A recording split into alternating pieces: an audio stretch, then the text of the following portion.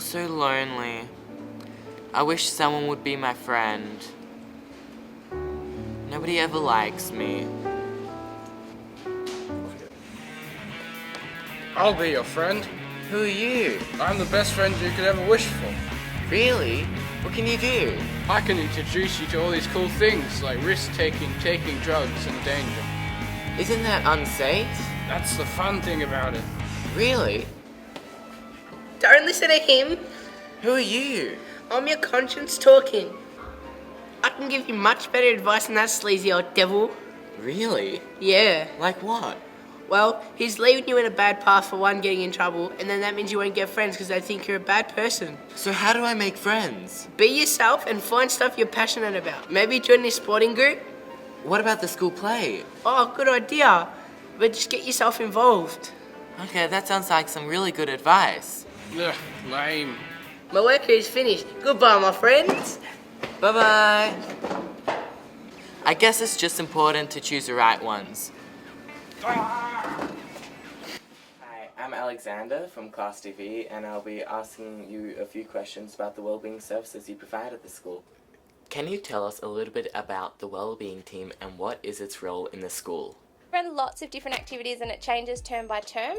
So Breakfast Club is every term and that's once a week. We have a volunteer from the Salvation Army at the moment who supports us with that. We do different lunchtime activities. Sometimes they have a theme, sometimes they don't. So it might just be a craft activity, it might be maybe watching a movie. We do themed days, so like Idaho Day, which is International Day Against Homophobia. And then we have Wear It Purple Day again, which is the same, supporting young people who are LGBTIQ. We might do an event for International Women's Day, NAIDOC Week, Are You OK Day, the list goes on and on and on.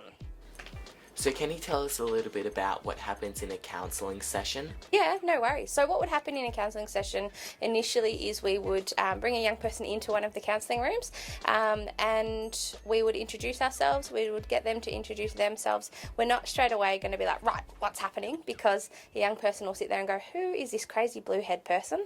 I don't want to talk to her. I don't know who she is. I don't know anything about her.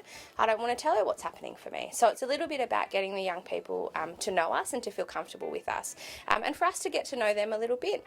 We also really clearly in the first session talk about confidentiality and the importance of that. So we want young people to feel like they can be honest and that this is their space and what is said in here is confidential unless we're worried about their safety.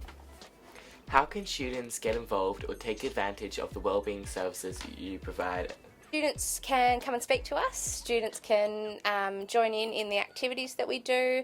Even just come along to Breakfast Club, come along and have some food. Students can even come to us and say, hey, we want to help run an activity. We love when students help out. So it's pretty easy. I think we're pretty approachable. I'd like to think that Joe and I are quite approachable. And what message would you like to get out to the Thornbury High School community?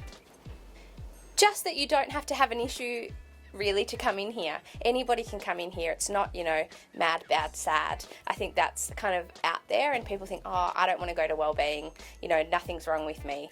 Yeah, you don't have to come in here if, it's not about something being wrong with you. It's a place of support. It's a place to come and get some food. It's a place to come and hang out. It's a place to come and have fun. And it's building up a relationship. So if something happens, if you need some help or some support, you're very welcome to come in and have a chat with us.